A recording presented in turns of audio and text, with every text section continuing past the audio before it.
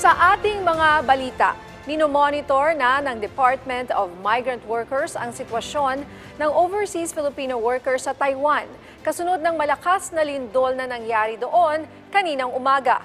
Ayon sa DMW, agad na nagsagawa ng protocol ang tatlong Migrant Workers Offices o MWOs sa Taiwan sa Filipino communities, mga opisyal, mga ahensya ng gobyerno doon at maging mga employer at trade associations. Ito'y para alamin ang sitwasyon at tiyakin ang kaligtasan ng mga OFW sa Taiwan. Nakahanda na rin ang mga MWO na magbigay ng agarang tulong sa mga apektadong OFW kung kinakailangan.